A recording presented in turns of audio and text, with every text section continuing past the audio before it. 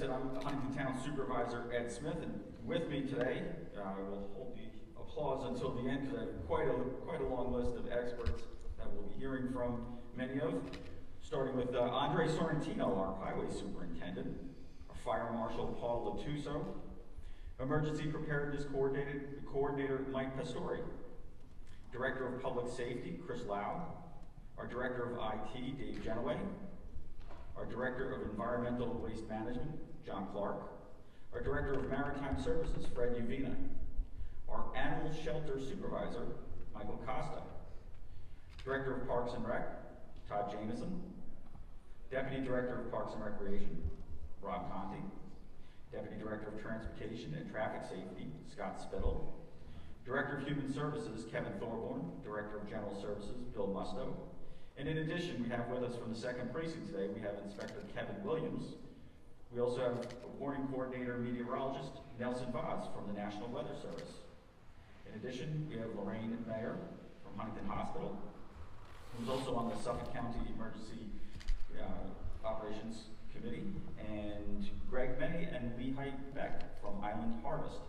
And joining me from Town of Huntington, we have Sal Farrow, and I have everyone's favorite receiver of taxes, Jillian Gunther. So today, we're here to discuss weather preparedness. We just witnessed Hurricane Erin grow from a Category 1 to a Category 5 hurricane in just 24 hours. I highlight that just to illustrate how quickly storms can develop and go from a very small storm to a very big one with very little warning. Nelson Vaz, our expert from the National Weather Service, will speak a little bit more about that in a few minutes. The next major life-disrupting storm is just a question of when, hopefully not anytime soon, but it's important that your government is prepared for that eventuality. The town has a fully functional and equipped Emergency Operations Center, or EOC, that is functioning and ready to go. In the event of a hurricane or other weather emergency, the EOC would be activated and used to coordinate first responders and other government agencies on a continuing basis throughout the duration of the emergency. The Huntington EOC is equipped with a fully functional kitchen and office space with workstations as well. It's operational 24 hours a day throughout the emergency. Redundancy of all town functions takes place there. It's fully stocked with fuel tanks, open communications by and with all of our law enforcement and fire services.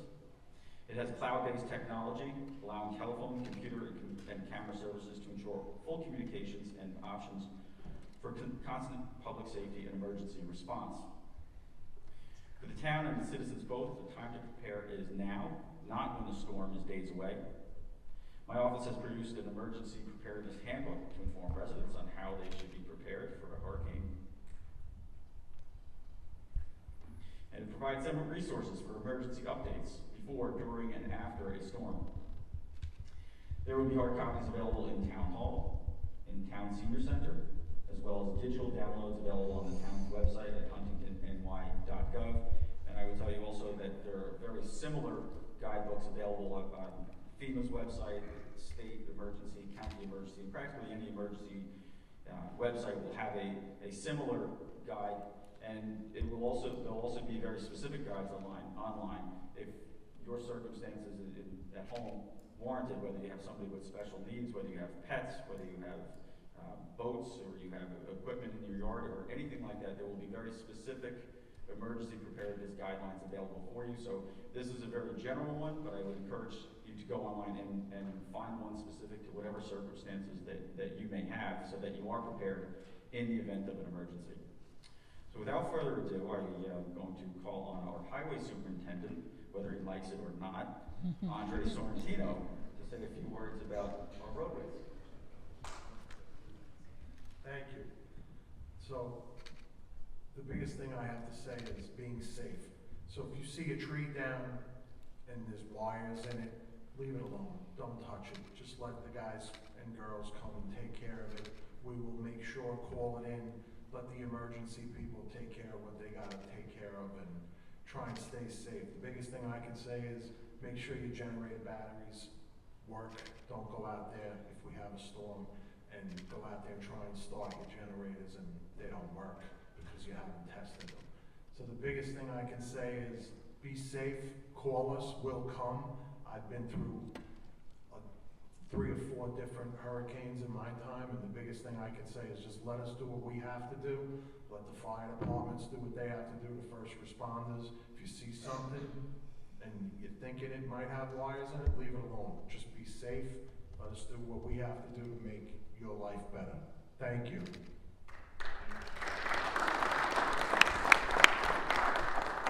Thank you, Andre. And one of the things, even when it's not a full-blown emergency, but during snowstorms, I know Andre is adamant about this. Please, if you can, get your cars off the road so that the highway department can plow curb to curb, which is what they do best. And at this time, I would like to give a scientific perspective on the issue from the National Weather Service. With us today, we have Nelson Vaz. Thank you. Nelson. Thanks, Brett. Yeah, good morning, everyone, and pleasure to be here with Town Supervisor and also all the public safety officials from the Town of Huntington. This always is really a great time ahead of the peak of the hurricane season to kind of just refresh with our community, with each other. What are we doing? How are we preparing for the hurricane season? And I think this is a great event. Anytime we can reach out to the public as well to get people thinking about, all right, am I prepared for this hurricane season? And as the town supervisor said, we did dodge Hurricane Erin, which was a major hurricane, just tracking about 350 miles southeast of Long Island, last week. And so far this season's been a little bit of a slow start. We've had 6 named storms, one of which did become a hurricane, Erin, and a major hurricane. But not to be complacent about that, because we are heading to the peak of hurricane season, which is in early September. September 10th is the climatological peak. But really, we can see hurricane activity through September, through October. If you remember, Sandy was at the end of October. Even into early November, we can see tropical activity. So as we're going into the peak of season, this is an important time for us, if you haven't prepared already, to get prepared. And from our partners at the Climate Prediction Center and the National Hurricane Center, they did update the hurricane outlook in early August. And so we're still looking for 13 to 18 named storms, 5 to 9 of which potentially could be hurricanes, and we did have 1 hurricane already, and 2 to 5 major hurricanes. That's across the Atlantic the Atlantic basin. So not necessarily they're going to make landfall, but still looking for that uptick and almost 3/4 of the season or 2/3 of the activity to be in the next few months. So something, if you haven't prepared, we certainly want everybody to start thinking about, are we fully prepared? And remember, even if it was looking at something that is not necessarily an active season, it only takes 1 storm for it to be potentially life-changing, destructive, and deadly. So we need to think about that. And it is a preparedness challenge for us because most residents have not experienced a hurricane. It's been 40 years since we saw Hurricane Gloria make landfall in this area. 1985. I was at that time I was 10 years old. But if you're in your mid-40s, you probably haven't, or younger, you probably don't remember Hurricane Gloria. And then if you go in terms of a major, and when we're talking about a hurricane, we're talking about 74-mile-per-hour sustained winds and even higher gusts. Now, when you talk about a major hurricane, like Erin was, where you're talking about 111-mile-per-hour sustained winds, gusts maybe 140, 150 miles per hour, we haven't seen that since the 1954 Hurricane Carol. So you're talking about over 70 years ago, and so most of our population does not have an experience with a major hurricane, which is really a destructive, catastrophic type of hurricane. And as town supervisor was saying, unfortunately for our area, it's not a question of is it going to happen? It's more a question of when it's going to happen.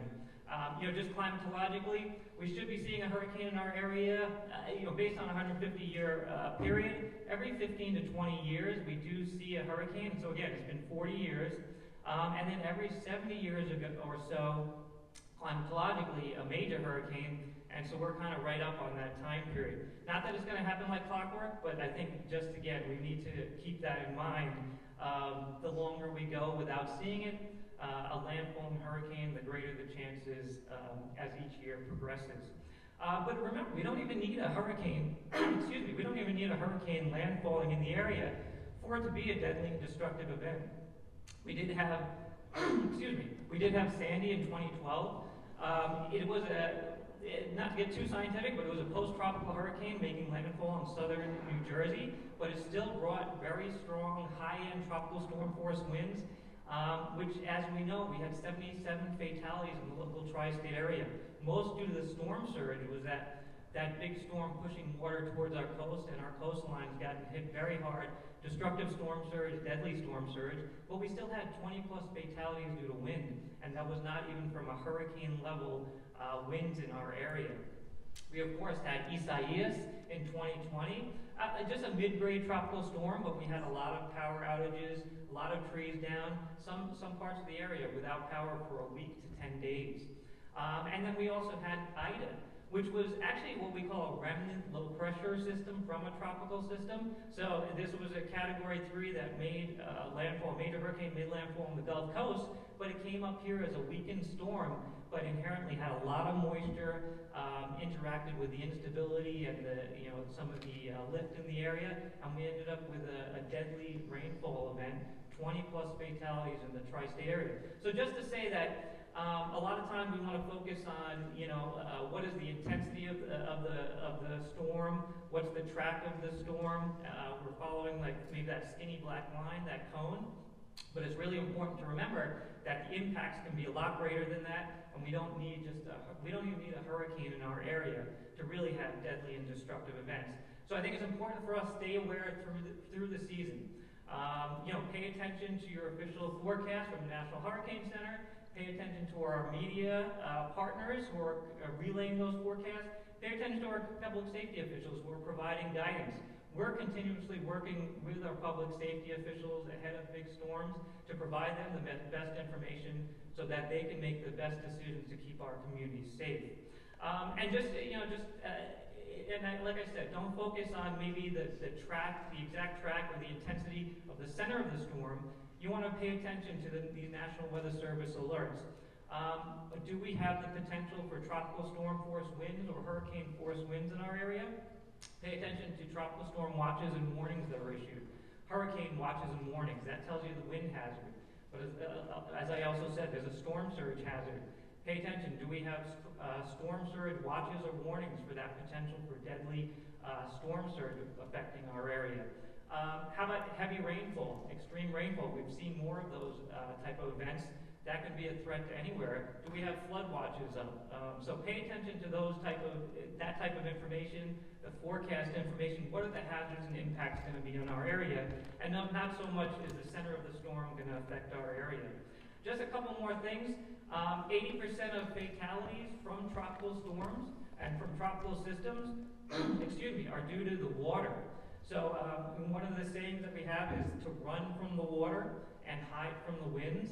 So when you're talking about water, it could be freshwater flooding, it could be storm surge flooding, it could be rip currents. That could be another one. It could be even on the marine. But 80% of fatalities due to tropical storms across the Atlantic and the eastern United States coast, think about that, are due to water and not necessarily the wind hazards. So we think about storm surge. We especially have a lot of susceptibility on our north shore here. Whether you're talking about Huntington Harbor, Cold Spring Harbor, to all the way up to Asheroken. These are all areas that can be affected, especially we have that open expanse of the Long Island Sound. We talk about we have terrain here, and especially in the town of Huntington, kind of 300, 400 feet of a difference in terrain, that if you get a lot of heavy rain, those low-lying areas could get affected, and areas that are a little more organized. So are you in an area that potentially could get affected by storm surge or by flooding? If you're in a low-lying area, residents need to think about that as well. And so I think these are, as we're going to the season, think about the following steps. First, finding out from your public safety officials, if you don't know, are you in a storm surge flood zone? are you in an area that's prone to freshwater flooding? You can find that out from your public safety officials, and if you are, have an evacuation plan, because again, we work with our public safety officials to give them the best information. If they're making a decision that you should evacuate, heed that with a lot of with a lot of intensity, because that is information that they're making those decisions based on the best information and to help protect lives and property. So if you're told to evacuate, it's important to have a plan. Where are you going to go? What are you going to take with you? Who are you going to tell? And remember your pets as well. If you're not in a flood zone, then all right, think about sheltering. But when you're sheltering, do you have an emergency preparedness kit, a disaster supply kit, having at least 3 days of food, water, medicine, any batteries, kind of anything, any essentials. Basically, you can keep yourself for those 3 to 5 days, potentially keep yourself self-sufficient until first responders can get to you. And then also this is the time to kind of think about your home insurance, checking your home, the strength. Is there any vulnerabilities around my house that will affect my property or my home that could harm somebody ahead of a storm? So these are all things that we want to take into account now before a storm hits. And just last thing, even after the storm, I think one of the things we've seen is over the last 10 years, there's been almost as many fatalities after a storm as during the storm. So I think we want to think about, are we, when we're cleaning up and after the storm, are we susceptible to electrical, electrocution? Take things slowly. Loss of power, proper use of generators, as was discussed before. Improper use of generators can cause, unfortunately, carbon monoxide poisoning, and then also just your exposure. Without the electricity, you don't have air conditioning. Check on those who might be more susceptible to either heat or even cold. So with all that, I think really important, again, stay weather aware, heed the advice of your public safety officials, excuse me, and then we will, and rest assured that we are continuously working with your public safety officials for them, helping them with the best information so they can make the best decisions, and to make sure that we are a ready, responsive, and resilient community. So thank you for that.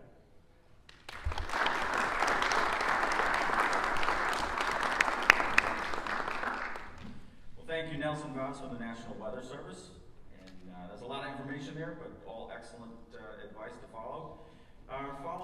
Following now is from public safety, from the Suffolk County Police Department. I would like to introduce Inspector Kevin Williams from the 2nd Precinct.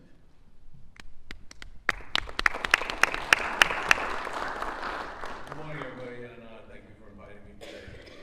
That was quite a lot of good information that you just got there. I'm certainly no hurricane expert, but I can talk about responding to these types of emergencies. I've experienced many of them in my career. One thing I would like to say is that I speak with my command staff on a regular basis about the relationship we have with the town officials and all the cooperation and communication we have with them. And I'm truly fortunate to be able to work with such professionals. Ed, Andre, Chris, public safety. Anytime we ask for any kind of resources or help, they're always there to help us out. So whether it's a parade or a festival or like a serious storm that's coming up, we can always rely on them. So thank you for that. I really appreciate that. When it comes to the precinct, we have an emergency preparedness plan. We used to call it a hurricane plan. We update that on an annual basis. So in that plan is ways that we can deploy our resources and personnel to problem areas that we've experienced in the past from past experience. We also have many contact numbers for all the municipalities that we need to have contact with. All our critical locations, hospitals, medical buildings, things like that. So we're certainly up to date on that. We will bring in extra personnel to respond to all the emergencies. On the police department side at headquarters, they operate what they call the Police Operations Center, and we're in contact with them probably on an hourly basis. They coordinate between all the precincts. They have a lot of contacts for state and other resources that we may need, so we can go through headquarters, and they have direct contact with the county people, also in Fred's headquarters. So that's kind of how we do it when we get a big storm. I'll just talk a little bit about maybe the public's cooperation when Ed or maybe the county exec puts out a warning that, like, you know, people please stay off the roadways. Unless you're like a first responder or someone in the medical field that really needs to be driving around in these storms, we expect that you heed these warnings, because we tend to have to waste resources rescuing people, whether it's in a puddle or a tree branch falls down. So I mean, we usually get overwhelmed with the amount of calls, and a lot of times we'll have a backlog. So like, if you just take that advice and stay at home until the storm passes, and maybe shortly afterwards too. Andre mentioned wires down, that's a serious danger. It's one of the things that we're always concerned about. You know, you never know if the wires are live or not. I worry about my officers when they respond to those calls as well. So, you know, if you could just take some of those warnings and make our job a little bit easier, that's great. I am very confident that we are well prepared if we do have some type of serious storm coming up in the future. And that's about it. Okay, thank you.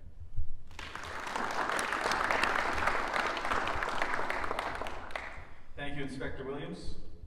This time, many people are under a false impression that because you can't see water from your back door, that they do not live in a waterfront community, when in fact, as I say, every community on Long Island is a waterfront community.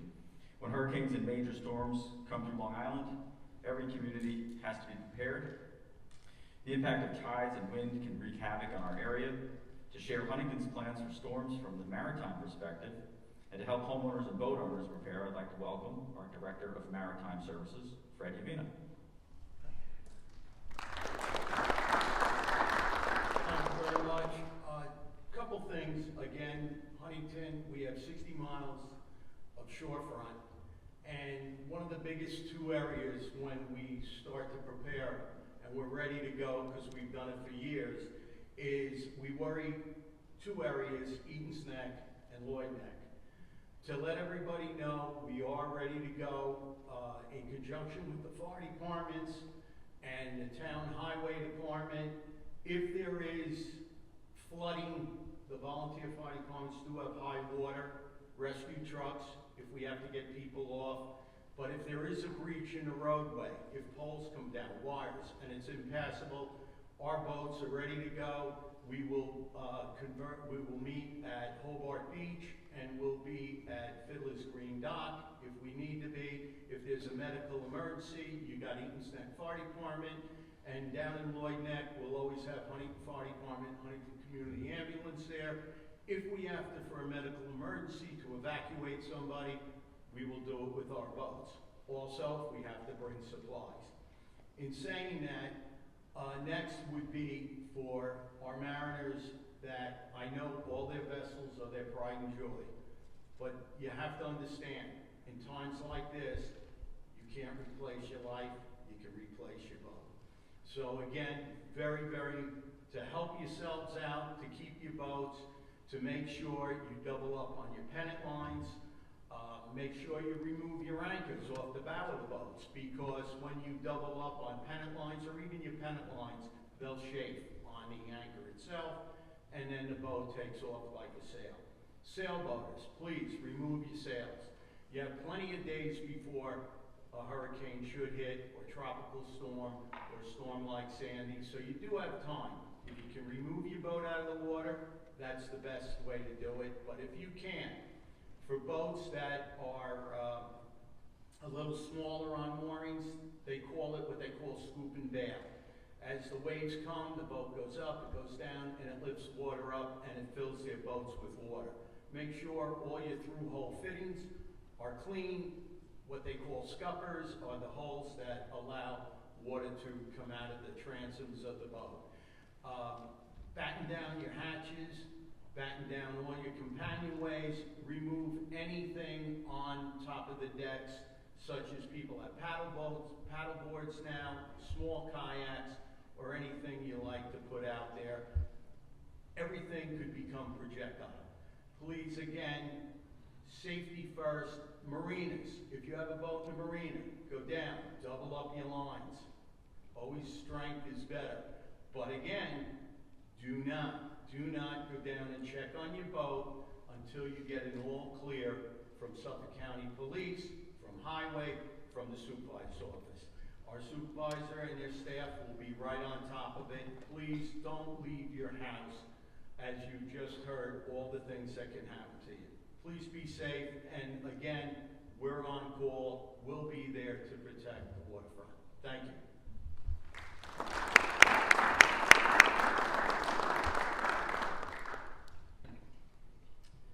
Well, as a pet owner, I know firsthand how important it is and how important it is to take care of our animals.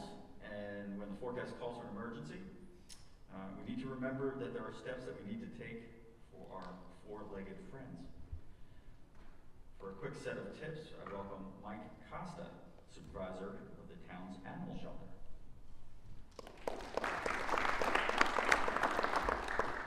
Hi everyone.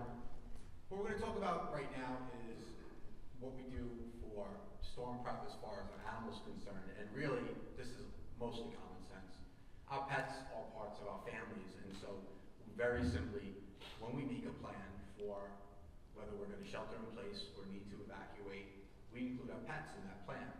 Whether you are able to take your animals with you or not will depend on your specific circumstances, but having a plan in place beforehand is essential.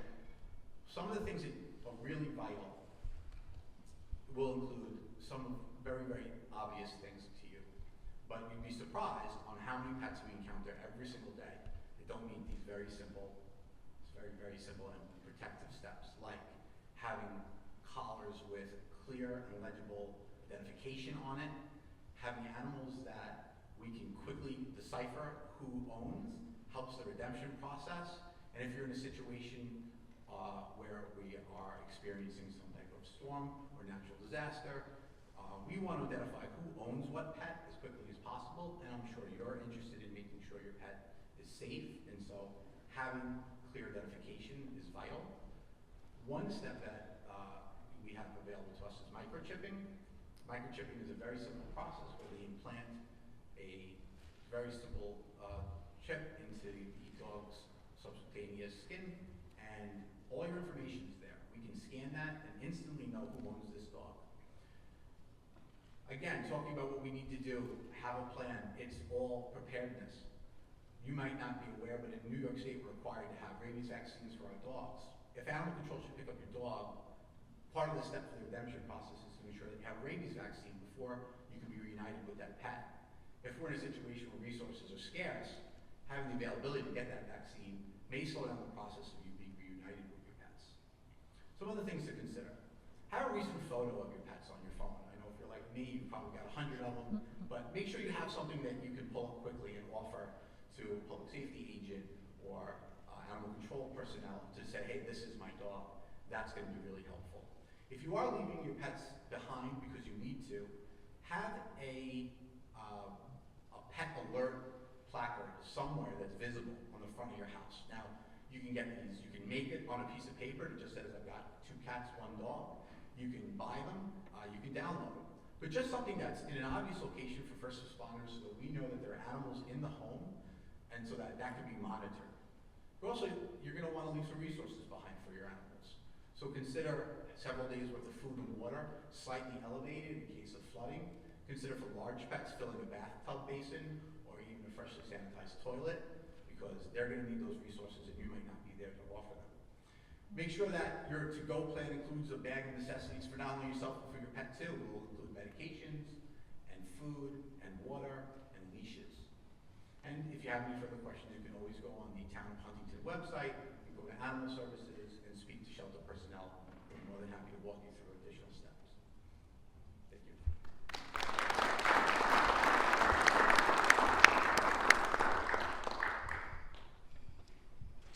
So on top of everything that you've heard, there are a few more things I just want to point out that residents should be aware of. And one of those is a safe center or shelter where residents can go should they need to evacuate. Our Flanagan Senior Center It is fully generated, has a large working kitchen and ample space to shelter people in the event of an evacuation from our shorelines. Other emergency shelters will be available throughout Suffolk County. Also, the town has learned to rely on the critical support of the food pantries on Long Island. We never know when that need may arise. Our friends from Island Harvest are here with us today to help remind us that their services are always available, especially in times of emergency. The Town of Huntington is also initiating a new emergency notification system, Smart 911, through RAVE. Smart 911 will allow residents to determine how they want to be notified and under what circumstances. When it comes to issues beyond our control, I would hope the residents would want to be notified on all issues.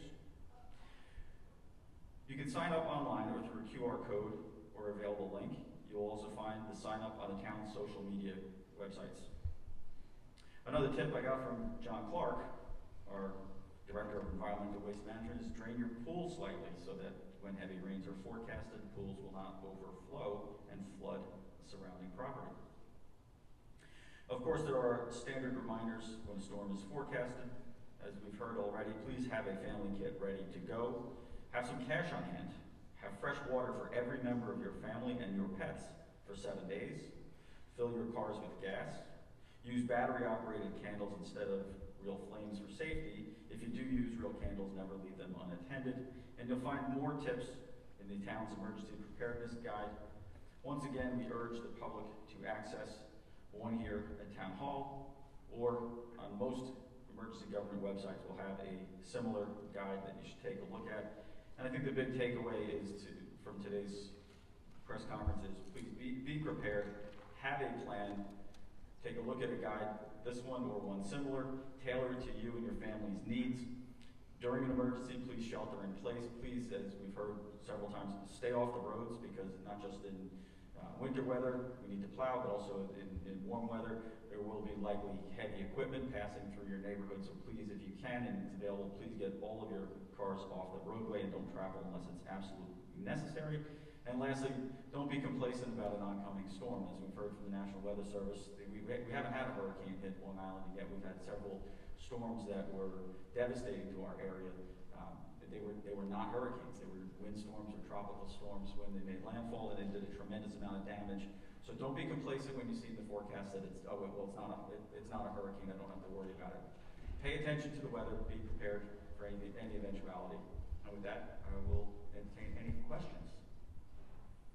So, during Sandy, the town had a lot of struggles with communication, not the town's fault, but with cell phones out, the town hall lost its phone system, and they had a lot of trouble communicating issues with even community groups that they were trying to work with.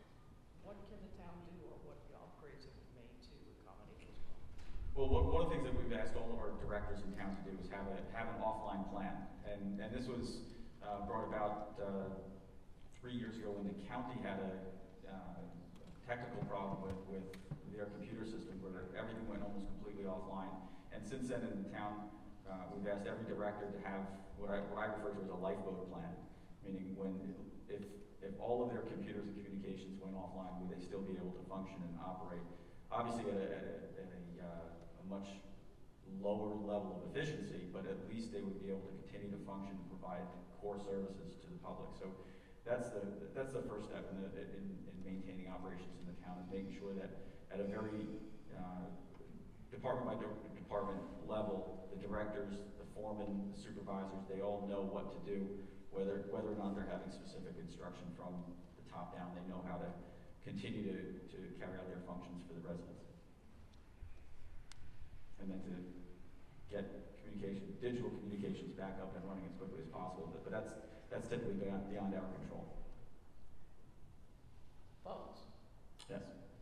The town was unable to reach groups or even town staffers because they couldn't reach them. They would drive out to people's houses in some cases to pick people up, frankly, from make jokes about carrier pigeons alerting people. If you don't have a phone system, do you have an improved phone system, for example, or better communications, alternative communications like radios? Yes, I mean since Hurricane Sandy, well, I just said Hurricane Sandy, but No, like a hurricane. well, since Sandy, there's been tremendous upgrades to the phone system, the communication systems in the town. We do have radios available as well, but if it comes down to direct communication, we'll go to that as well.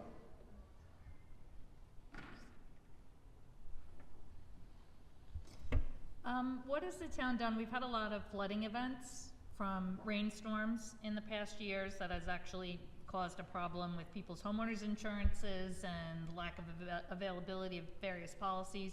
I'm aware that the town has done some things to try and be a little bit more preventative of these flooding events happening in our neighborhoods that are nowhere near the coastline. So I was wondering if you could share some of that information. Sure. So thank you. The question was what proactive steps have we taken about that to address flooding in the town? The first and foremost is the stormwater management system that we have in the town. There's been a tremendous effort by the Highway Department and Andre Sorrentino to do a lot of preventative maintenance to it, to clean them out. And then when I say clean them, I mean the recharge basins, sumps, and storm drains that you see on the curbside. So the catch basins and the recharge basins, many of them had been neglected for decades, frankly. Some of them had trees growing in them, they had layers of leaves at the bottom of them that acted essentially like a swimming pool liner. And the Highway Department has been systematically going through these recharge basins, scraping the bottoms of them, so that when there was a stormwater surge where the storm system dumps water into these recharge basins, that they don't quickly fill up and overflow their banks, causing tremendous damage to the surrounding neighborhoods. I think we have about 575 town-wide recharge basins. About 600. 600 of them, and I believe we've cleaned up over 200 of them so far, so that when you look into a recharge basin, you should see clear sand at the bottom of it, so that when stormwater goes into it, it percolates very quickly, the way you'd see water at the beach on the sand, just go right through the sand. That's the way they should function. So the Highway Department has made that a priority. It's something that you don't see happening it's not a high profile thing, but it's something that's vitally important. And, as a result of that, there is, occasionally standing water, but it drains very quickly from the low-lying areas in the town. Obviously, they're in a heavy storm event, there's going to be standing water. But I think the program that the Highway Department has right now is to address that by managing the stormwater management system throughout the town. Great. Thank you. Robert? So curious where PSC and G might be. Anyway, moving forward, don't you guys have the special technology that, these are just cell phones. Don't you all have, or should have, sat phones, satellite phones? That's a special government level, right? So I would see, how do you better communicate if the phone lines are down, maybe with the governor or. The Highway Department has two-way radios in every vehicle that we have, just like the police department. We run off the repeater sites with the fire departments. So we're in all our vehicles, including my own, has a two-way radio in it with different channels where we can use old school radios if we have to. Oh, I think I recall, there are people that kind of have these setups in their home, and they're scanning and listening and what's going on in our world here, so, all right. Okay. Thank you. Yes? So I'm Ray Mayer from Huntington Hospital, and to just address the gentleman, I know that we have in our command center at the hospital amateur radio, as well as the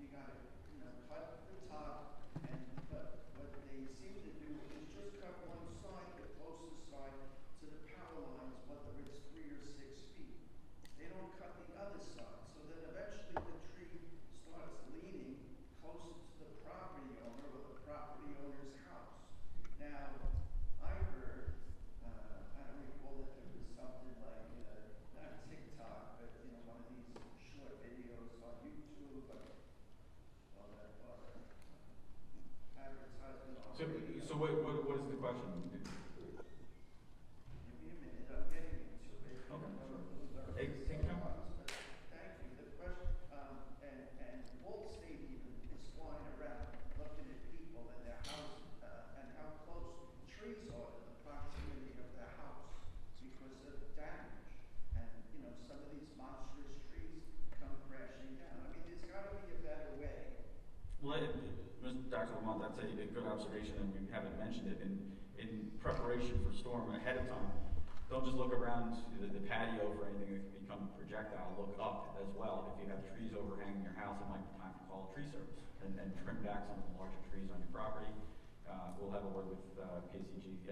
I do know that they have a very aggressive tree trimming program for the utility companies. So that's a great observation, but I would tell the residents of the town to also take a look up in your yard and see if there's any trees overhanging your property, overhanging your house that could potentially become a danger. And make a quick observation of the health of those trees. If you see tree limbs that are dead, it's probably time to call tree service to take those down. So, are there any other questions?